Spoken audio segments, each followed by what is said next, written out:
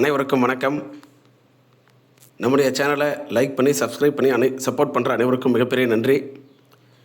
இன்றைக்கி நம்ம என்ன பார்க்க போகிறோன்னா, நாளை 12ஆம் தேதியிலேருந்து 14ஆம் தேதி வரைக்கும் எஸ்ஜிடி ஆசிரியர்களுக்கான சான்றிதழ் சரிபார்ப்பு சென்னையில் நடக்க இருக்குது. அவங்களுக்கு தேவையான எப்படி தயாராகிறது, அங்கே நம்ம எப்படி நடந்துக்கணும், சான்றிதழ் சரிபார்ப்பின் போது நம்ம கடைபிடிக்க வேண்டிய விஷயங்கள் என்ன, அதையெல்லாம் தெளிவாக பார்க்கலாம். இந்த வீடியோ முழுமையாக பாருங்கள். சான்றிதழ் சரிபார்ப்புக்கு போகிறதா இருந்தால் உங்களுக்கு நிச்சயமாக 100% உபயோகமாக இருக்கும். சரி, இப்போ நம்ம ஃபஸ்ட்டு என்னென்ன சான்றிதழ்கள் தேவை அப்படின்றத நான் ஒரு டைம் வேகமாக சொல்லிடுறேன். அதெல்லாம் நீங்கள் ரெடி பண்ணியிருக்கீங்களா பார்த்துக்குங்க. அதுக்கடுத்து நம்ம மற்ற விஷயங்களையும் நான் ஷேர் பண்ணுறேன். நீங்கள் இங்கே சொல்லியிருப்பாங்க பாருங்கள், லிஸ்ட் ஆஃப் டாக்குமெண்ட்ஸில் ஒரிஜினலு வித்து 2 செட்டு ஜெராக்ஸ் இருக்கணும் அப்படின்னு சொல்லியிருப்பாங்க. அப்போ இதையெல்லாம் நீங்கள் தயார் பண்ணிட்டீங்களா அப்படின்றத பார்த்து வச்சுக்கோங்க. நான் சொல்கிற சர்டிஃபிகேட்ஸ் எல்லாமே நீங்கள் ரெடியாக வச்சுருக்கீங்களா அப்படின்றத பார்த்துக்கோங்க. அதாவது ஃபஸ்ட்டு நீங்கள் உங்களுடைய கால் லெட்டர் டவுன்லோட் பண்ணியிருப்பீங்க. அந்த கால் லெட்டரை எல்லாருமே கண்டிப்பாக ஒரு 5லேருந்து 6 செட்டு நான் பிரிண்ட் அவுட் எடுத்து வச்சுக்க சொல்லியிருந்தேன் முன்னாடியே. அந்த கால் லெட்டரை நீங்கள் பிரிண்ட் அவுட் எடுக்கலை, 2 செட்டு அல்லது 3 செட்டு தான் வச்சுருக்கீங்கன்னா தயவு செய்து ஃபஸ்ட்டு நீங்கள் பிரிண்ட் அவுட் எடுத்து வச்சுங்க. அது கண்டிப்பாக உங்களுக்கு அடுத்தடுத்த கட்டங்களில் தேவைப்படும். கவுன்சிலிங்க்கும் மற்ற சமயங்களுக்கும் தேவைப்படும்.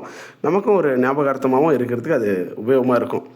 ஃபஸ்ட்டு கால் லெட்டரை நீங்கள் பிரிண்ட் அவுட் எடுத்து வச்சுருப்பீங்க. அதுக்கப்புறம் நம்முடைய பயோடேட்டா ஃபார்ம், அது சுய விவர படிவம், அதை நீங்கள் பிரிண்ட் அவுட் எடுத்து ஃபில் பண்ணி அட்ரஸேஷனும் இந்நேரம் வாங்கி வச்சுருப்பீங்க. அப்படி ஏதாவது அதில் பண்ணாமல் இருந்தீங்கன்னா தயவுசெய்து பண்ணி வச்சுக்கோங்க. அங்கே போய்ட்டு நம்ம ஏதாவது பண்ணலாம் அப்படின்ற மாதிரி வெயிட் பண்ணாதீங்க. அதில் எந்த அடித்தல் திருத்தலோ அல்லது ஒயிட்னர் போடுறதோ எதுவுமே பண்ணக்கூடாது. ப்ளூ பால் பாயிண்ட் பெனில் நீங்கள் எழுதியிருந்தாலும் சரி, பிளாக் பெனில் எழுதியிருந்தாலும் சரி, சரிங்களா. நான் போன வருஷம் பிடிபிஆர்டிக்கு சர்டிஃபிகேட் வெரிஃபிகேஷன் போனப்போ பிளாக் பெனில் தான் எழுதியிருந்தேன். சரிங்களா. சார் இது ஜெராக்ஸ்ன்னு நினச்சிக்க மாட்டாங்களா அப்படின்னா, நம்ம தான் ஒரிஜினலாக நம்மளுடைய ஃபோட்டோ ஒட்டி அங்கே அட்ரஸேஷன் வாங்கியிருக்கோம் இல்லைங்களா. அதனால் அதெல்லாம் எதுவுமே கேட்க மாட்டாங்க. ஸோ நீங்கள் ப்ளூ பெனில் எழுதியிருந்தாலும் சரி, பிளாக் பெனில் எழுதியிருந்தாலும் சரி, தெளிவாக அழகாக ஃபில் பண்ணி வச்சுருக்கீங்க. கரெக்டாக உங்களுடைய சர்டிஃபிகேட்ஸில் என்ன விவரங்கள் கொடுத்துருக்கீங்களோ அதை தான் நீங்கள் அங்கே ஃபில் பண்ணியிருக்கணும். எதுவும் மிஸ்டேக் இல்லாமல் இருக்கான்றதை பார்த்து வச்சுங்க. அதே போல் நீங்கள் அட்ரஸேஷனும் வாங்கியிருப்பீங்க க்ரீன் இங்கில். அது எல்லாமே கரெக்டாக எந்தெந்த இடத்துல சைன் வாங்கணும் அப்படின்றத ஃபில் பண்ணி வாங்கி வச்சுருப்பீங்கன்னு நினைக்கிறேன். அதை 2 செட்டு நீங்கள் ஒரிஜினல் வச்சுருக்கணும், ப்ளஸ் ஒரு செட்டு ஜெராக்ஸும் போட்டு வச்சுங்க. அடுத்தது 3ஆவதாக நம்ம பார்த்திங்கன்னா ஐடென்டிஃபிகேஷன் ஃபார்மு, அதுலேயும் நீங்கள் ஃபில் பண்ணி சைன் வாங்கி வச்சுருப்பீங்க ஃபோட்டோ ஒட்டி. அதில் கீழே தெளிவாக கொடுத்துருப்பாங்க. லாஸ்ட்டாக உங்களுடைய அந்த சர்டிஃபிகேட் வெரிஃபிகேஷன் பண்ணுறவங்களும் ஒரு சைன் பண்ணுற மாதிரி இருக்கும். அதே போல் நீங்களும் ஒரிஜினல்ஸ்லாம் வாங்கிக்கிட்டேன் அப்படின்னு சைன் பண்ணுற மாதிரி இருக்கும். அங்கெல்லாம் நீங்கள் எதுவுமே கை வைக்காதீங்க. அதையெல்லாம் நம்ம பிறகு நான் சொல்கிறேன். ஸோ இதையெல்லாம் 3 செட்டு நீங்கள் வச்சுருப்பீங்க. அடுத்தது நான் சொல்லக்கூடிய டாக்குமெண்ட்ஸ் எல்லாமே நீங்கள் வச்சுருப்பீங்க. அப்படி அதில் ஏதாவது டவுட் இருந்தாலும் நீங்கள் கவனமாக பார்த்து வச்சுங்க.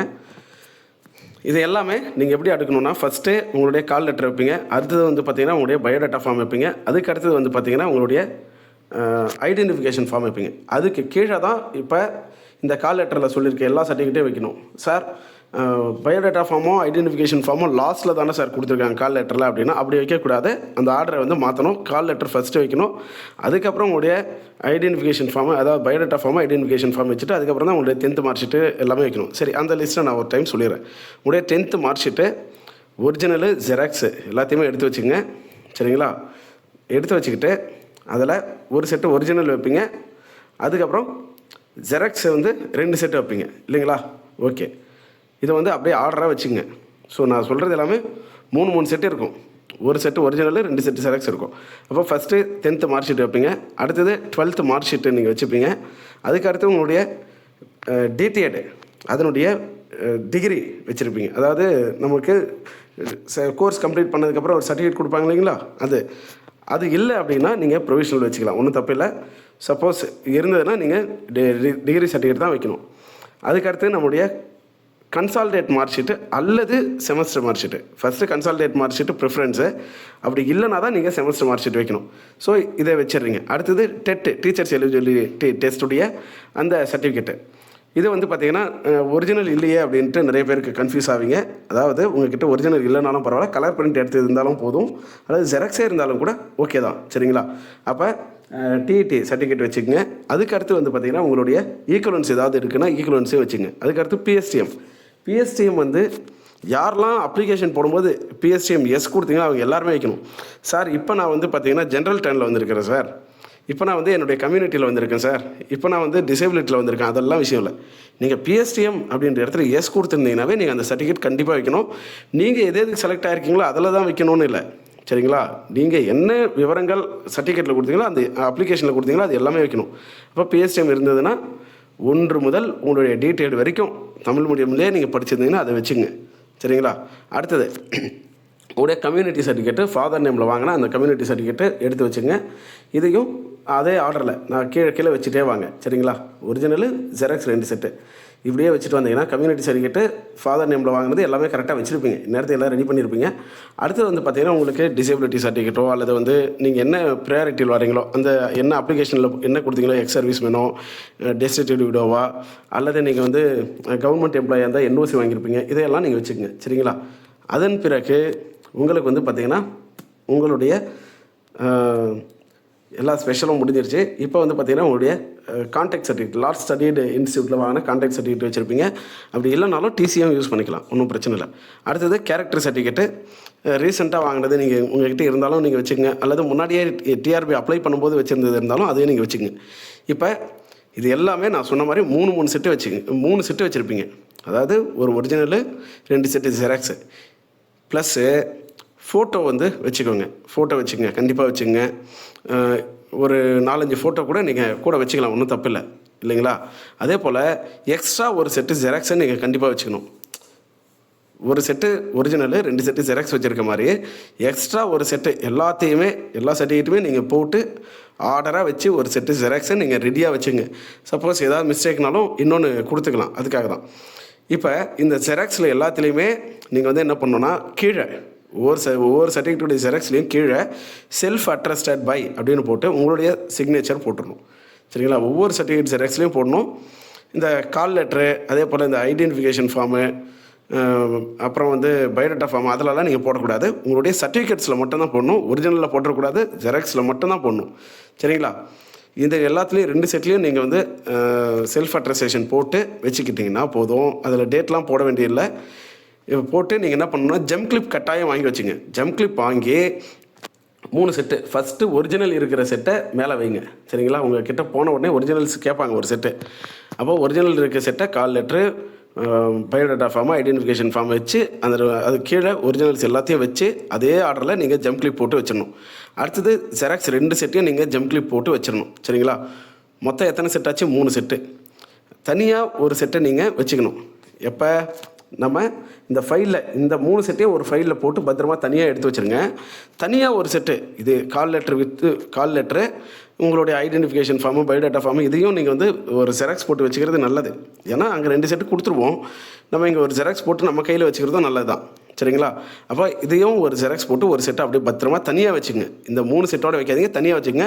இது எல்லாத்துக்குமே ஜம்ப் கிளிப் போட்டு வைங்க. ஜம்ப் கிளிப் போட்டு வச்சிங்கன்னா தான் எதுவுமே மிஸ் ஆகாமல் இருக்கும், நடுவில் எதுவும் தொலையாமல் இருக்கும், கீழே விழுறது இந்த மாதிரி எதுவுமே இருக்காது. ஏன்னா அங்கே போன உடனே உங்களுக்கு ஒரு பதட்டமாக இருப்பீங்க, அந்த பதட்டத்தில் எங்கேயாவது மிஸ் பண்ணுறதுக்கும் வாய்ப்பு இருக்குது. அதனால் கவனமாக இருங்க. சரி, இது எல்லாம் அரேஞ்ச் பண்ணி முடிச்சிட்டேன் சார். இப்போ என்ன சார் அப்படின்னா, இப்போ எல்லாத்தையும் ரெடி பண்ணிவிட்டு நீங்கள் சிவிக்கு போகிறீங்க அப்படின்னு வச்சுப்போம். உங்களுக்கு சிவி எந்த டைமில் கொடுத்துருக்காங்களோ அந்த டைமுக்கு முன்னாடியே நீங்கள் கண்டிப்பாக போயிடணும், சரிங்களா? நாளைக்கு வந்து சண்டே, ஆனால் நாளை வந்து மண்டே, 12ஆம் தேதி வந்து மண்டே. அப்போ மண்டே, டியூஸ்டே, வெனஸ்டே இந்த 3 நாளுமே கிட்டத்தட்ட என்னது ஒர்க்கிங் டே. ஸ்கூல் தான் லீவே தவிர மற்றபடி சென்னையில் எல்லாருக்குமே ஒர்க்கிங் டேன்றனால கண்டிப்பாக டிராஃபிக் இருக்கும். குறிப்பாக காலையில் போகிறவங்களுக்கு வந்து டிராஃபிக் இருக்கும். அதனால் நீங்கள் வந்து உங்களுக்கு கொடுத்துருக்க டைமுக்கு முன்னாடியே போகிறதுக்கு நீங்கள் பிளான் பண்ணி கரெக்டாக போயிடுங்க, சரிங்களா? அதே போல் நைட்டு நல்லபடியாக ரெஸ்ட் எடுங்க. ரெஸ்ட் எடுத்திங்கன்னா தான் உங்களுக்கு எந்த டென்ஷனும் இருக்காது. கட்டாயம் உங்களுக்கு டென்ஷனே வேண்டியதில்லை. இருந்தாலும் நம்ம முறையாக நம்ம வெரிஃபிகேஷன் போகிறோம் அப்படின்னா நமக்கு கண்டிப்பாக ஒரு பதட்டம் இருக்கும். அதனால் நல்லா ரெஸ்ட் எடுத்துகிட்டு காலையில் சீக்கிரமாகவே கிளம்பிட்டு பிரேக்ஃபாஸ்ட் சாப்பிட்டுட்டு நீங்கள் வந்து உங்களுடைய சென்டருக்கு போகிறீங்க. சென்டருக்கு போன உடனே உங்களுடைய கால் லெட்டரை நீங்கள் கையில் வச்சுட்டு போவீங்க. கையில் வச்சுக்கிட்டு உள்ளே போன உடனே உங்களுடைய ஒரு போர்டு வச்சுருப்பாங்க. நம்ம எக்ஸாம் சென்டருக்கெல்லாம் போனால் ஒரு போர்டு இருக்கும் இல்லைங்களா? அந்த மாதிரி போர்டில் போனீங்கன்னா உங்களுடைய கால் லெட்டர் எடுத்து பார்த்தீங்கன்னா உங்களுக்கான ஹால் எங்கே இருக்குது, அந்த உங்களுடைய நம்பரு, உங்கள் நம்பருக்கான ஹால் எது அப்படின்றதெல்லாம் போட்டிருப்பாங்க. அந்த ஹாலில் நீங்கள் போயிட்டு இருக்கணும். அந்த ஹாலுக்கு போன உடனே நீங்கள் பண்ண வேண்டிய விஷயம் என்னென்னா, ஆர்டர் வைஸாக தான் உட்கார வைப்பாங்க. அந்த ஹாலில் ஒரு 20 பேருக்கு போடுறாங்க, ஒரு 10 பேருக்கு போடுறாங்க அப்படின்னா அந்த 10 பேர் 20 பேரையும் என்ன பண்ணுவாங்கன்னா அது அதாவது ரேங்க் வைஸாக உட்கார வச்சுருவாங்க. ஃபஸ்ட்டு, செகண்டு, தேர்டு அப்படின்ட்டு நம்ம ஆர்டர் வைஸாக உட்கார வச்சுருவாங்க. சரிங்களா? இந்த ஆர்டர் வைஸில் பார்த்தீங்கன்னா யாராவது ப்ரையாரிட்டி இருக்கிறாங்க அப்படின்னா, டிசேபிலிட்டி யாராவது இருக்காங்கன்னா அந்த டிசேபிலிட்டியை ஃபஸ்ட்டு கூப்பிட்ருவாங்க. சரிங்களா? நீங்கள் ஆர்டர் வைஸ் தான் உட்காரணும். சப்போஸ் யாராவது டிசேபிலிட்டி இந்த மாதிரி யாராவது இருந்தாங்கன்னா, கேட்டகரியில் வரவங்க இருந்தாங்கன்னா அவங்கள ஃபஸ்ட்டு கூப்பிடுவாங்க. நீங்கள் வந்து சார் நான் தானே ஃபஸ்ட்டு வந்தேன், என் ரேங்க் வைஸாக ஆர்டர் வைஸாக உட்கார வைப்பாங்கன்னு சொன்னாங்க, நீங்கள் என்ன சார் அவரை கூப்பிட்றீங்கன்னு கேட்க வேண்டாம். ஏன்னா அவங்களுக்கு வந்து கொஞ்சம் சப்போர்ட் தேவைப்படும், கொஞ்சம் ப்ரையாரிட்டி கொடுத்து அவங்கள வந்து உட்கார கூப்பிடுவாங்க. அதனால் அவங்கள கூப்பிட்டதுக்கப்புறம் மற்ற எல்லாரையுமே வந்து ஆர்டர் வைஸாக தான் கூப்பிடுவாங்க. நீங்கள் ஆர்டர் வைஸாக போவீங்க. போன உடனே உங்களுடைய சர்டிஃபிகேட்ஸ் எல்லாத்தையும் நீங்கள் 3 செட்டையும் கொடுக்கணும். இதில் வந்து பார்த்திங்கன்னா நான் வந்து உங்களுக்கு எந்த ஆதார் கார்டோ, பேன் கார்டோ, ஓட்டர் ஐடியோ, இல்லை உங்களுடைய பேங்க் புக்கோ எதுவுமே அங்கே கேட்க மாட்டாங்க. ரேஷன் கார்டு எதுவுமே கேட்க மாட்டாங்க. அது எதுவுமே தேவையில்லை அவர்களுக்கு. சரிங்களா? அது நான் ஜெராக்ஸ் போட்டு வைக்கணுமா, அதில் அட்ரஸ்டேஷன் வாங்கணுமா, செல்ஃப் அட்ரஸ் பண்ணணுமா, அந்த மாதிரிலாம் எதுவுமே தேவையில்லை. நீங்கள் டிஆர்பி அப்ளை பண்ணும்போது என்ன கேட்டாங்களோ அதை மட்டும்தான் உங்ககிட்ட கேட்பாங்க. அப்போ இது எதுவுமே தேவையில்லை, கன்ஃபியூஷனே வேண்டாம். 3 செட்டையும் நீங்கள் கொடுத்தீங்கன்னா அவங்க ஒரு ஃபார்ம் வச்சுருப்பாங்க, அதை வந்து ஃபில் பண்ணுவாங்க.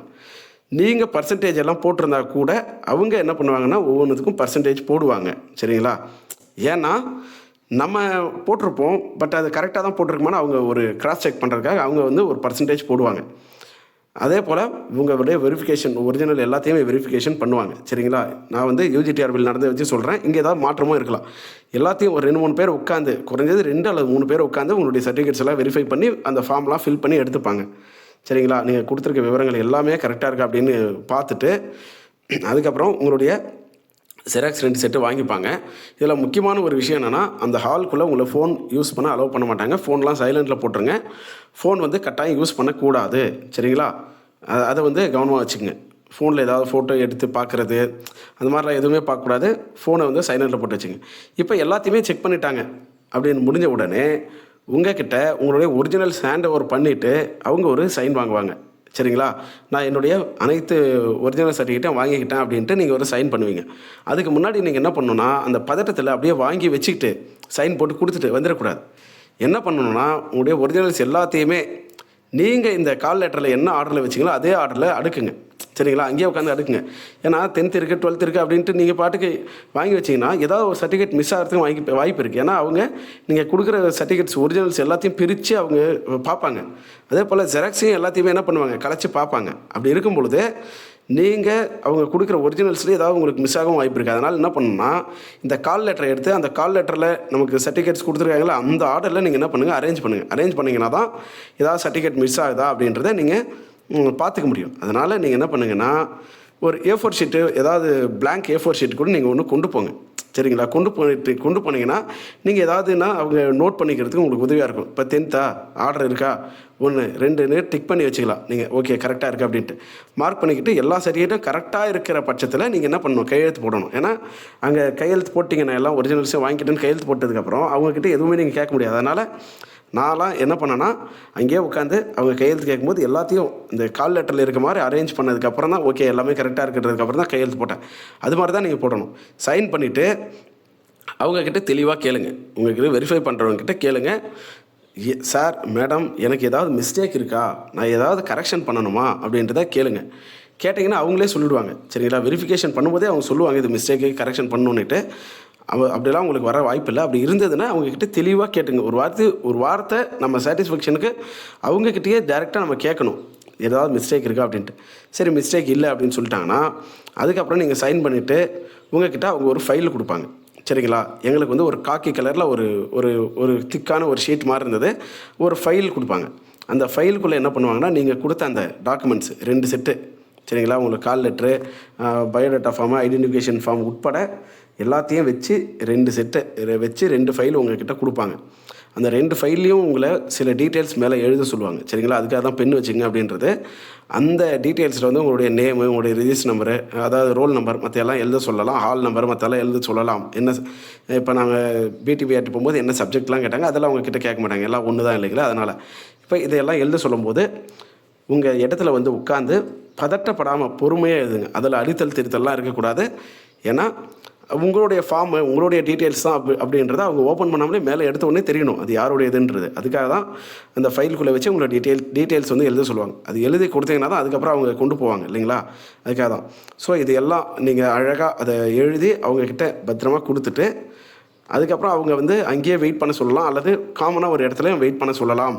சரிங்களா? உங்களை போக சொன்னாலும் நீங்கள் வந்துடக்கூடாது. சரிங்களா? சார் நீங்கள் கிளம்பலாம் சார் அப்படின்னாங்கன்னா வந்துட வேண்டாம், அங்கேயே வெயிட் பண்ணுங்கள். இப்போ மார்னிங் போகிறீங்கன்னா ஈவினிங்குள்ளே அங்கே எல்லோரும் ஒரு இடத்துல வெயிட் பண்ணாங்கன்னா அந்த இடத்துல நீங்களும் வெயிட் பண்ணுங்கள். சரிங்களா? அதே போல் இப்போ மதியம் வரைக்கும் மதியம் போனவங்க வெரிஃபிகேஷன் முடிச்ச உடனே அப்படியே வந்துடக்கூடாது. சரிங்களா? அங்கே மற்றவங்கெல்லாம் வெயிட் பண்ணாங்கன்னா நீங்களும் போய் வெயிட் பண்ணுங்கள். ஏன்னா ஏதாவது சப்போஸ் ஏதாவது கரெக்ஷன் இருக்குது அப்படின்னா உங்ககிட்ட சொல்லுவாங்க, அதுக்காக தான். அல்லது டேரெக்டாக உங்களை வந்து கம்ப்யூட்டர் முன்னாடியே வெரிஃபிகேஷன் பண்ணாங்கன்னா நீங்கள் டேரெக்டாக வந்துடலாம். பட் அப்படி பண்ணுறாங்களான்னு தெரியல. சப்போஸ் உங்களை கம்ப்யூட்டர் முன்னாடியே வச்சு உங்களுடைய ஒரிஜினல்ஸ் எல்லாத்தையும் வெரிஃபை பண்ணிவிட்டு நீங்கள் போகலாம் அப்படின்னாங்கன்னா நீங்கள் வந்துடுங்க. சப்போஸ் கம்ப்யூட்டர்லாம் இல்லை, ஒரு ஹாலில் தான் வச்சு வெரிஃபிகேஷன் பண்ணுறாங்க, அதுக்கப்புறம் உங்களுடைய சர்டிஃபிகேட்ஸ்லாம் கொடுத்து அனுப்பி அங்கே செக் பண்ணுறாங்க அப்படின் பொழுது நீங்கள் உடனே வந்துடக்கூடாது. எல்லாருமே ஒரு இடத்துல வெயிட் பண்ணுவாங்க, அந்த இடத்துல வெயிட் பண்ணுங்கள். அதுக்கப்புறம் அவங்க சொல்லுவாங்க, யாராவது மிஸ்டேக் இருந்தால் அவங்கள கூப்பிடுவாங்க. அப்படி மிஸ்டேக் இல்லாத பட்சத்தில் ஓகே எல்லோரும் நீங்கள் போகலாம் அப்படின்னு சொல்லுவாங்க. அல்லது இந்த ஒரு குறிப்பிட்ட ஆள் சொல்லி இந்த ஹாலில் இருந்தவங்க எல்லாம் போகலாம் அப்படின்னு சொன்னாங்கன்னா அந்த ஹாலில் இருக்கவங்க வரலாம். சரிங்களா? அதனால் வெரிஃபிகேஷன் முடிஞ்சிருச்சு அப்படின்ட்டு டக்குன்னு வந்துட வேண்டியது இல்லை. இதை வந்து நான் உங்களுக்கு முக்கியமாக சொல்லிக்கிறேன். ஏன்னா மிஸ்டேக் இருந்தால் கண்டிப்பாக கூப்பிடுவாங்க. ஸோ இந்த வெரிஃபிகேஷன்லாம் முடிச்சுட்டு நீங்கள் உங்களுடைய ஒரிஜினல்ஸ் எல்லாத்தையும் எடுத்துக்கிட்டு நீங்கள் என்ன பண்ணுங்கள், பத்திரமா நல்லபடியாக வந்துடுங்க. அதன் பிறகு உங்களுக்கு டிஆர்பிலேருந்து நல்ல செய்தி அப்படின்றது வரும். விரைவிலேயே வந்து உங்களுக்கான ப்ரொவிஷனல் செலெக்ஷன் லிஸ்ட் அப்படின்றது வெளியிடுவாங்க. ஏன்னா கண்டிப்பாக இப்போ வந்து ஒரு இந்த புதன்கிழமையோட நமக்கு வந்து வெரிஃபிகேஷன் முடியுதுன்னா அடுத்த வாரம் ஃப்ரைடே அல்லது அடுத்த வாரம் முடியறதுக்குள்ளே மே வந்து ஒரு 25க்குள்ளே கண்டிப்பாக ப்ரொவிஷனல் செலெக்ஷன் லிஸ்ட்டு விட்டுருவாங்க. சரிங்களா? மே 25க்குள்ளே உங்களுக்கு கண்டிப்பாக ப்ரொவிஷனல் செலெக்ஷன் லிஸ்ட்டு வந்துடும் அப்படின்றத நம்பலாம். இது எஸ்ஜிடி அப்படின்னால சப்ஜெக்ட் வைஸ் பிரிக்க வேண்டியதில்லை அப்படின்னால இன்னும் வேகமாக கூட அவங்க வந்து லிஸ்ட்டு விடுவாங்க. சரிங்களா? ஏன்னா யாருக்கும் இந்த கரெக்ஷனுக்கெல்லாம் டைம் கொடுக்கறதுக்கான வாய்ப்பு இல்லை இப்போதைக்கு. ஏன்னா அதுக்கான டைம் அவங்க முன்னாடியே கொடுத்துட்டனால இப்போதைக்கு அதுக்கான வாய்ப்பு இல்லாதனால டேரெக்டாக லிஸ்ட்டை வந்து ப்ரிப்பேர் பண்ணி உங்களுக்கு எவ்வளோ சீக்கிரம் முடியுமோ அவ்வளோ சீக்கிரம் விட்டுருவாங்க. ரொம்பலாம் டைம் எடுக்காது. அப்போ அந்த லிஸ்ட்டில் நம்முடைய பேர் வந்ததுன்னா நிச்சயமாக நமக்கு வேலை அப்படின்றது உறுதி. சரிங்களா? அந்த ப்ரொவிஷனல் செலெக்ஷன் லிஸ்ட்டில் உங்களுடைய பேர் இருக்குது அப்படின்னா உங்களுக்கு வேலை உறுதி அப்படின்றத நீங்கள் முடிவு பண்ணிக்கலாம். ஸோ அது நம்ம அடுத்து பேசலாம். சரிங்களா? அதுக்கு அடுத்து நம்ம என்ன பண்ணோம், அது என்ன நடக்குன்றதை பற்றிலாம் இப்போதைக்கு நீங்கள் சர்டிஃபிகேட் வெரிஃபிகேஷன் போகிறதுலேருந்து அதை முடிச்சுட்டு வர வரைக்குமான விஷயங்களை நான் உங்களுக்கு ஷேர் பண்ணியிருக்கேன், எனக்கு தெரிஞ்ச வரைக்கும் அப்படின்றத நம்புகிறேன். இந்த சர்டிஃபிகேட் வெரிஃபிகேஷன் போகிற அனைவருக்கும் மிகப்பெரிய வாழ்த்துக்கள். உங்களுக்கு எல்லாம் வல்ல இறைவன் உங்களுடன் இருந்து அருள் புரிய வேண்டும் அப்படின்றத நான் வந்து வேண்டிக்கிறேன். யாருமே எந்த பதட்டமும் படாதீங்க, ஃப்ரீயாக போயிட்டு வாங்க. ஸோ கண்டிப்பாக நீங்கள் வந்து ஏதாவது வாட்ரு அந்த மாதிரி விஷயங்களெல்லாம் கூட வச்சுக்கோங்க. ஏன்னா மதியம் வரைக்கும் கூட ஆகலாம். ஏன்னா நம்ம வெரிஃபிகேஷன் முடிச்சுட்டு வெயிட் பண்ணுற மாதிரி இருக்குது அப்படின்னா அங்கே சொல்கிறது கொஞ்சம் டிலே ஆகலாம். அதனால டைமில் ஏதாவது நீங்கள் வந்து ஏதாவது ஸ்நாக்ஸ் ஏதாவது உங்கள் பேக்கில் வச்சுக்கிறதா இருக்கலாம், அதாவது வாட்டர் கண்டிப்பாக வச்சுக்கோங்க.